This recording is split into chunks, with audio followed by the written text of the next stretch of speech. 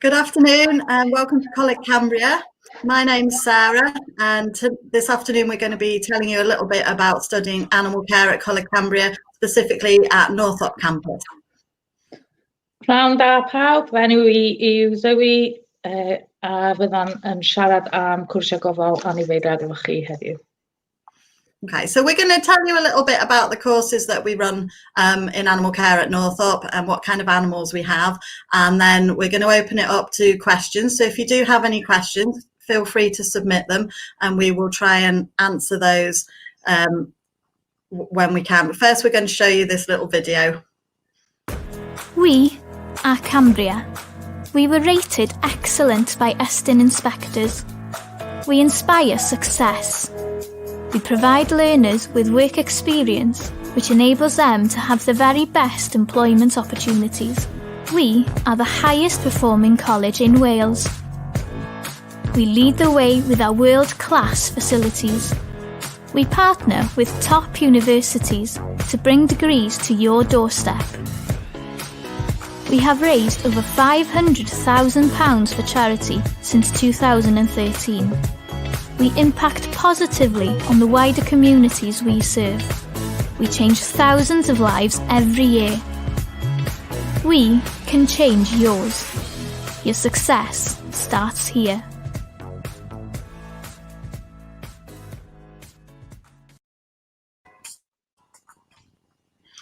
Okay, so first off, you might think, why would you want to study animal care? So there are lots and lots of jobs that you can go into and careers within the animal care industry. For example, you could be a zookeeper, you might want to work in a boarding kennels with dogs or with cats. We have a lot of students that go on to work as veterinary nurses or animal nursing assistants, work in pet shops, and also now it's quite big business setting up your own grooming parlours or working as a dog walker or a pet sitter. So there's lots and lots of different roles that you can go into when studying animal care. The courses that we run at Northop give you a really broad knowledge of lots of different species of animals, so then allow you to go on to further courses and qualifications and specialise in those species that you're particularly interested in. Like a lot of careers, animal care is really, really competitive. So we have lots and lots of people applying for the same job. So the more qualifications and the more experience you can get, the better. Zoe, I don't know if you'd like to share a little bit about the types of animals that we have here at college. Yeah, so we've got a large range of animals that you'll work with, and we generally do that on a rota basis. So you will do 2 to 3 weeks on each area. We have reptiles, we have rodents, amphibians, insects, fish in the main animal unit, along with the marmosets and the aviaries outside.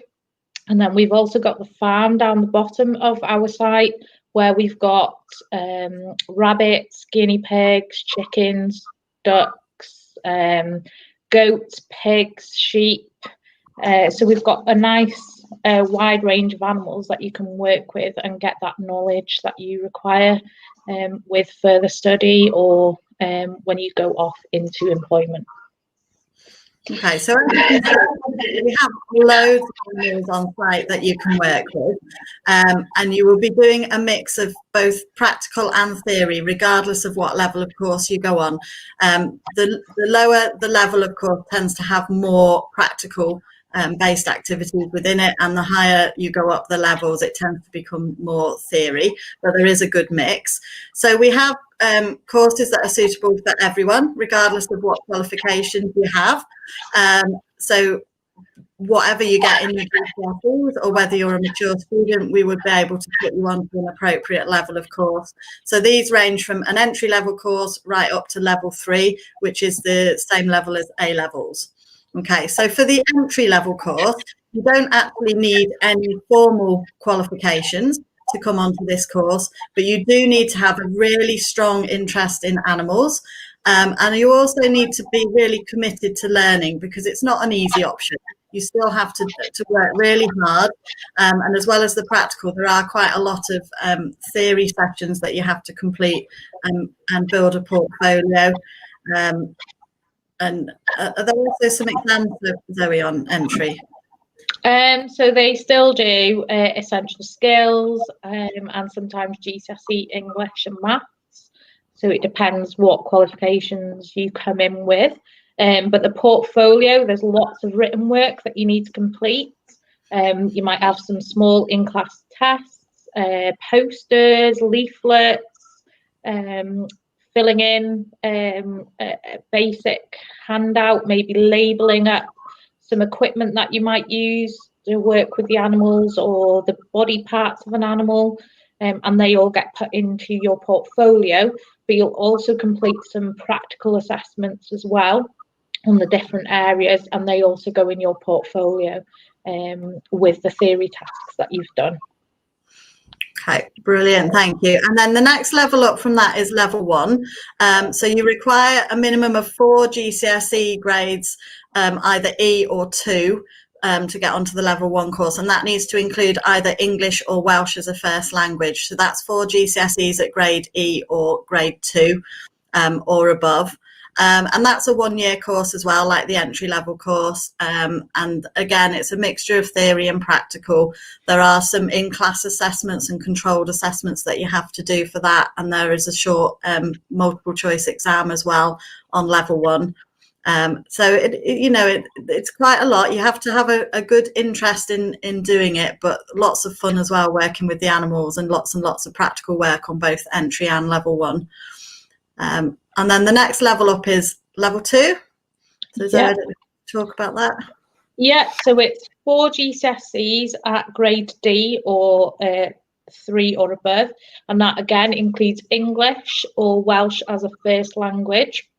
So level 2 is a 1-year course. Lots of different units that we study, from the health of the animal to their behaviour, feeding, accommodation. We look at the different breeds of animal and grooming of those. You look at wildlife. So there's lots of interesting subjects there. It's a synoptic assessment, so you'll do a multiple choice exam at the end of the year, and you'll do a controlled assignment, and there'll be a part of that will be theory and part of that will be a practical assessment. You'll also study GCSEs, so it depends what grade you're coming in with as to which GCSEs you'll study. And that'll help you with progressing into employment in the future. Okay, and then the final level that we have is level 3. So level 3 is the equivalent of A levels, so similar level to that, and we require 5 GCSEs at A star to C or 9 to 4, which also includes English or Welsh as a first language, maths and science. And we have a couple of different routes on there that you would be able to find out a bit more about at interview, depending on what grades you get. So one route is the equivalent of 2 A levels, and one route is the equivalent of 3 A levels. And this is a 2-year course. So this is a bit longer, and a lot of our students progress onto university from level 3. So either they stay at college and carry on with animal, because we also have an HND program, or they may well go off to university somewhere different, somewhere else around the country. So it's very similar to what Zoe's just told you about the level 2, all sorts of different subjects, from sort of zoo animal management to exotics to animal rehab, animal welfare, behaviour, a good wide range of subjects, and some biology in there as well. And it's all done through a synoptic assessment, which is a controlled assessment that you do towards the end of each year, and there's an exam, and then there's some other assignments that are just done within college as well for some of your other units. So yeah, a real good mix of qualifications that we've got, which would be able to fit anybody regardless of which GCSE grades you've got. Level 3s also do the Welsh Baccalaureate, the Advanced Welsh Bac as well, or they may be resitting a GCSE in English or Maths, depending on what you come in with. If you do the Advanced Welsh Baccalaureate, that is also the equivalent of an extra A level, so potentially you've got some extra points there for getting into a university course, which is really good. The other thing we should mention is that all of these courses include some work experience once you get onto level 1. So level 1, 2 and 3 also have a minimum number of hours of work experience. So that's usually carried out independently and external to the college. So we would support you in finding a work placement, doing something that you're potentially interested in. So whether that's working in a vet or on a farm or in a pet shop, whichever area of animal care you want to go into, we will help you find a work placement for that. But you do have to carry it out independently. So that there is a little bit of research for you to do there and find that placement. Because again, it can be quite competitive to find a good placement. So we always encourage students to do that right at the start of the year and get that in place. So they're not left with not having that, because it is an important part of the course. You have to do it in order to pass. Level 1s need to complete 60 hours work experience, and level 2 and 3 are 150 hours. So, you know, we always advise that any of your study days and that you're not in college, that maybe you complete it then, or your weekends, holiday periods as well. Really good opportunities to do that, because some places actually ask that you spend a full 2 weeks with them or a full week. So that's great for you to spend that holiday period doing that if you can do. Need something to do in those long holidays, eh? Yeah. Yeah. Okay, so I think at this point it'd be nice if we brought in Abby. So Abby was a student with us, or has been a student with us for the last 2 years. Hi, Abby. Hello. And she has just completed the level 3 extended diploma, the 720, and she just got her results today, and we'll just tell you because we're very proud that she got a double distinction star. So she is she's done really well. We're very pleased about that. So we're just going to give Abby a chance just to say a few words about what she's enjoyed about the course and what she's liked about studying at Northop. Hi. Yeah, so I left school initially just I was doing dancing.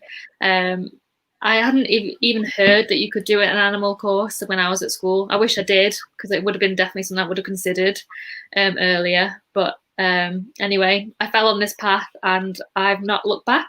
It really ignited something in me. Like, I've always loved animals, but just knowing and learning about them every day has just, I don't know, it's just brought something different to my life and almost like, I don't know, molded me as a person, which is weird. But just even in the terms of with your own animals at home, like, I can just provide such a better welfare for them now than I ever could. And you just look at the world differently. I love how they cover all different aspects, like current topics that's going on in the world, like in your tutorials. Then you've got all the ecosystems. So it's really covering everything and anything about animals and how it, I don't know, impacts the world as well. And all like the endangered animals and what you can do to help. And it's just, I just really love learning about everything to do with animals. What else can I say? I just love. Oh, sorry, what? Okay, I was just going to say, did you have any favourite subjects over the 2 years? I really liked wildlife and ecology, animal behaviour. That was really interesting as well. Practical was always fun. And then zoology as well. I'd never really looked into that, but I did really enjoy all the modules as well. But yeah, I think all the teachers as well are really approachable. Like, I went in not knowing anything about animals apart from generic stuff. And, you know, they're not judgmental. They're there for you all the time. Even like personal life, they can help you with anything. And they really do put the time and effort into making you blossom as a student. And it's amazing. It's a nice place up at Northop, isn't it? Yeah, it's a lovely campus, yeah. And we're a bit more like a family really up at Northop, because it's a small campus, so everybody gets to know everybody else, and even across the different courses, don't they? You get to know people in different years or in different subjects, and yeah, it's quite a friendly campus, I would say. Yeah, I love it. I don't know. And, what are your plans for next year, Abby? Now you've completed this one. I'm going to stay on and do H&C and H&D as well, I think. And then I don't know, like, initially I want to do something with dogs, but as well because I've learned so much with different animals, and it's just engaging interest. There's just so much that I want to do. So I don't know. I've got a lot of thinking to do, but definitely probably something with dogs. Fab. And we always get, one of the questions we always get asked is, oh, what's your favourite animal that we have at college? So did you have any favourites that you were working with? Yeah, I loved the Lesser Tenrec. That was really cute. I really like the goats as well. They're so funny, really playful, especially when the young ones come in. They like their climbing frame, don't they? Sheep, rabbits. I really liked the farm. I was quite scared of the amphibians and insects, but you know, they pushed me to be confident around them. Yeah, and that's good, isn't it? Just to overcome those initial hesitations or fears if you've got them. What about you, Zoe? What's your favourite? Have you got one? The fish, I think. Of course. But no, I think I like anything really. Like the farm animals, I like a lot. Pigs, I've got a thing about pigs, even though they stink. I really like the pigs. The marmosets are cute, but they smell a lot. They are a bit stinky. Yeah. We kind of get used to that, don't we, working with animals? Yeah. I mean, my favourite animals are sloths, but we don't have any of those. Oh no. And cats. We don't have any of those at college either. But yeah, reptiles would be the ones for me that we have at college. We have a good. They took me by surprise, reptiles. I really like them. Yeah, we've got a good collection of reptiles and amphibians and invertebrates as well. So you get to work with such a wide range of species. It's really good. So regardless of what area you want to go into, you're getting a really good grounding of all sorts of different species. So we're happy to take any questions now. If anyone out there watching has got any questions about the courses or about the animals or anything at all, really, and we'll just we'll answer them as they come in, and if not, we'll just keep talking. So should we go through a few of the ones that we've had already? Okay, is there a dog grooming unit on the course? We don't currently do a specific unit in dog grooming, although we do have a dog grooming room and dog grooming facilities. It does depend which level of course you're on, Liam, as to whether there is whether you'll be able to do dog grooming as part of your course.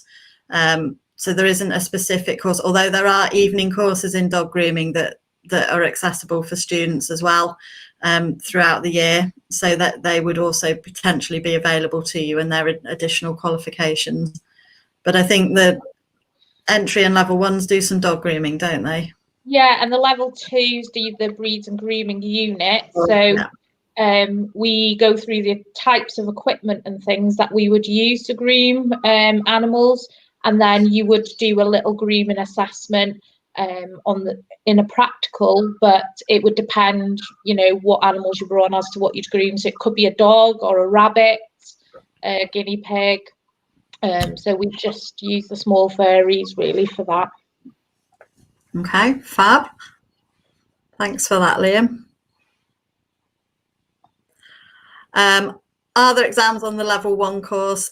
Kerry, there are. So we've recently switched our level 1 course to the new City and Guilds technical qualification, and there are some controlled assessments and a multiple choice exam on the level 1 course. Yeah, there are some, but you would be well prepared for them. We do a lot of work on exams and exam techniques and what to expect. So it's not as scary as it sounds, and it certainly is not at the same kind of intensity that you may be experiencing going through GCSEs, or you would have done it had we not had COVID to disrupt everything. Okay. No, Katie, you only have to wear your overalls and your steel toe cap boots or wellies when you've got your practical. You are given a locker at the beginning of the year, so you'd need a small padlock for that. And then you can keep your boots and overalls in there. We just ask you to take them home after your practical session wash them, and then you can bring them back and pop them in your locker, so you've got them ready when you need them. I would say as well, for your practical, maybe some waterproofs would be ideal, and then some warm clothes for the winter. I'm sure Abby will agree there. Hat and scarf, maybe a fleece that you're going to keep warm, because if it's snowing, then you're going to be out in it, and if it's raining, you're going to be out in it. Okay, so although it's lovely when it's sunny, you're still going to need PPE, because we don't cancel practicals in the terrible weather, unfortunately. No, got to keep going. Yeah.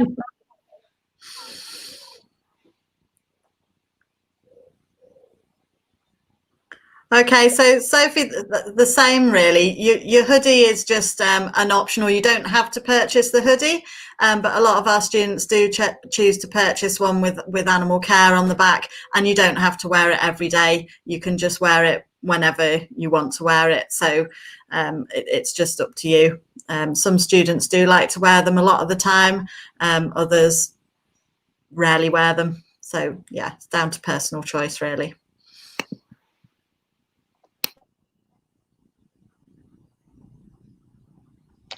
Hi Courtney. So you can wear whatever you want to come to college daily. Obviously you need your PPE for your practicals, but just sensible casual clothes are fine.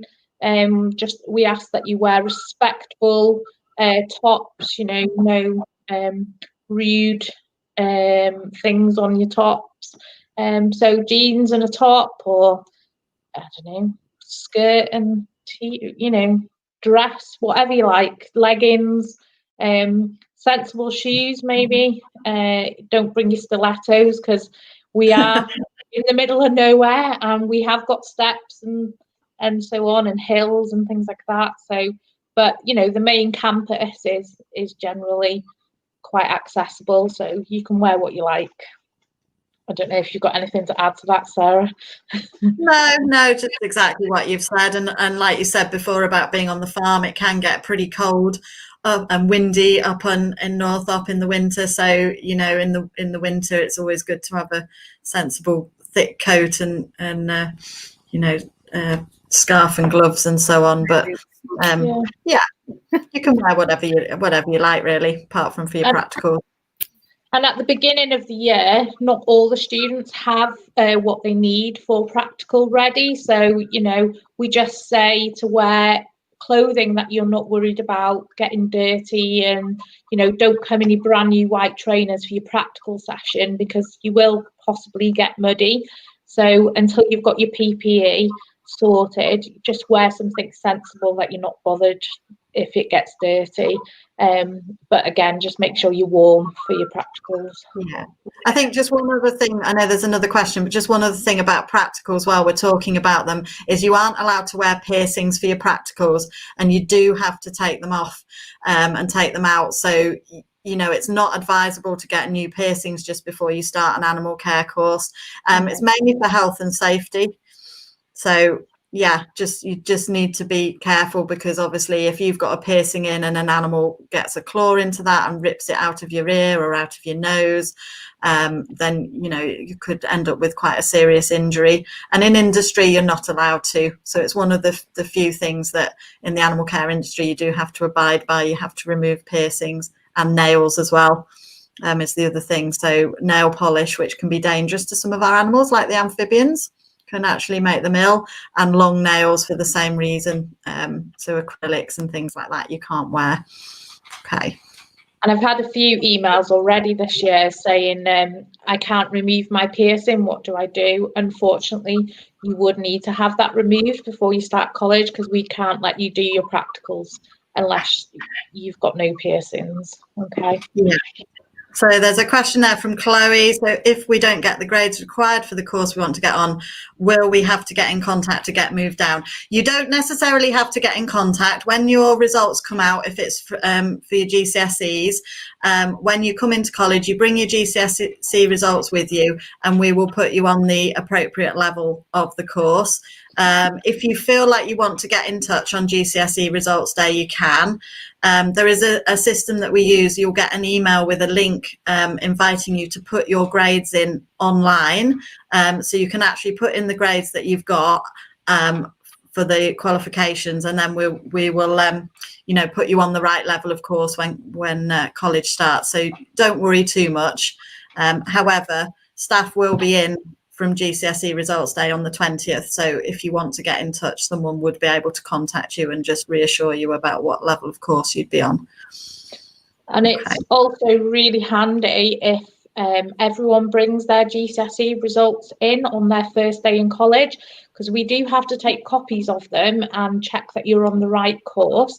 So if you can bring those in with you, that saves a lot of stress for yourself and for us, and everything then goes really smoothly on your first day. So bring them with you and we'll copy them and give them you back straight away.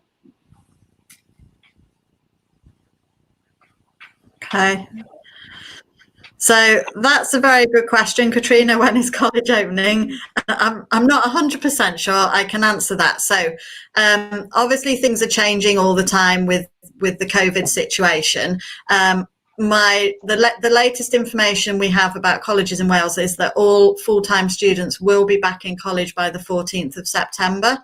But I'm not quite sure how we're working that, if there's a phased return and which students will be coming in on which days yet. So if you're already enrolled on a course and you've already been in for an interview and so on, you will get updated information as that becomes available, usually via email on the college email that they will have set up for you when you came in for enrolment.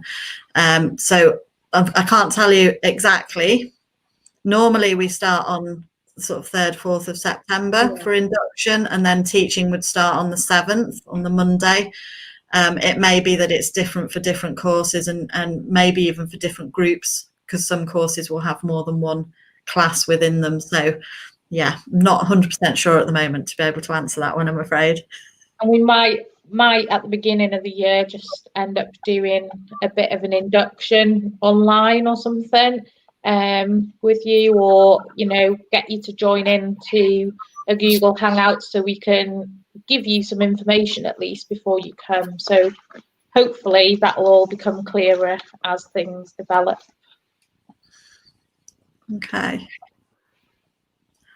Okay, so Madison's asking, where do we go when we first go to college? That's a good question. So the majority of our students will come on the college transport on the first day, and we will have plenty of staff around from the different areas and from student services to direct you. And we usually just get all the students together in one area. So at Northop, that tends to be the learning zone, and then we would take students off. However, things are probably going to be a bit different this year with COVID, so it will depend on which students are coming in on which days, but rest assured there will be plenty of people around to direct you to the right place and make sure you end up with the right group in the right classroom with the right tutor. Okay, don't need to worry about that. And if you're not sure, just ask. Yeah. In terms of school equipment, do you want to answer that one? Yeah, so we just ask you to bring the normal kind of things, like a lever arch folder so that you can pop any notes that you do in class, paper, plenty of it, and plenty of pens. There's nothing worse than students saying, I haven't got a pen, but you can't take notes if you've not got a pen. So plenty of pens, a ruler, maybe some colouring pencils. Highlighters are always good. We encourage you to use highlighters, especially when we're doing exam revision and things like that. We get you to highlight information, or if you're reading through documents and things, you can highlight information. I don't really think there's anything else really that you would need, is there, Sarah? No, I don't think so. I think that covers it. And certainly on your first day in, just make sure you've got a pen and some paper with you, and you're not going to need a lot else on the first couple of days, because you'll just be doing introductions to things, and you don't need to bring all your practical wear with you on the first day as well, because you'll probably just have to carry it around all day until you're assigned a locker and so on. Yeah. So on your first day, just come, make sure you've got something to eat, drink. Always good to have water, because you're not allowed to have other types of drinks in the classroom. So if you've got a bottle of water, that's good, and pens and paper, and that's really all you need. Is there anything you found useful, Abby, that we haven't mentioned? No, I don't think so. Maybe just like a folder with like organise your topics. Oh, the dividers. Yeah. Is there a big group of people in each class from Katie? Again, it depends on the course and the level that you're actually on, and simply the student numbers for that year. So usually our classes aren't anywhere near as big as what you will have had in school. So the largest class sizes tend to be 22, 24, something like that. But sometimes they can be a lot smaller than that. Sometimes they may only be 12 to 14 in your class. It does really just depend on the course and how many students we have enrolled. But we do split the classes wherever we can to make them smaller size. And for practical, they're only about 10, aren't they? Yeah, so practical, you'd be split into smaller groups as well. Oh, that's my phone. I'm going to turn that off. So Saren, will we be able to take laptops in, or is it only paper? You can bring a laptop or a Chromebook if you want to use that to take notes. That's up to you. Make sure it's charged, because there isn't really plug points close by many of the tables, but you are welcome to bring them in. And we do have Chromebooks in college as well that we use in a lot of our sessions, you know, where we get you to do some self study or some tasks, or we might do some quizzes and things like that. So we do have Chromebooks that we use as well. But yes, if you want to bring your laptop to take notes, you can. Okay. Absolutely. Okay, I think that's it on the questions. I don't know if there's anything else particular to cover. Obviously, you know, we have a big student services department. We have a lot of support available for you. So both financial support like EMA, which if you live in Wales, you might be entitled to. That's the educational maintenance allowance. So that can give you up to £30 a week while you're studying. And you have to sign a little contract and make sure that you attend college and so on in order to receive that. We can also provide support with all sorts of things, whether it's with something like counselling and mental health, whether it's transport issues. What else do we provide support with them? Learning support. So if you've got dyslexia or anything like that, we might be able to provide software or a laptop or something like that to help you. You may get extra time for completing assessments or in exams. Yeah, all sorts of things, possibly financial support as well. Yeah, I think that probably covers everything, doesn't it? So applications are open now. You can apply online on the website by going to www.cambria.ac.uk, or you can email student services at cambria.ac.uk as well for more information on anything to do with any of the courses or any of the support that's available. Okay. And if we've not answered any questions that you've still got, please email student services at cambria.ac.uk. They can answer any questions, or if they're unsure, they'll pass it on to one of the animal care staff, and then we'll get back in touch with you. Okay. There we go. Fabulous. Thanks everyone for listening. So, diolch am wylio pnawn 'ma. Thank you for listening.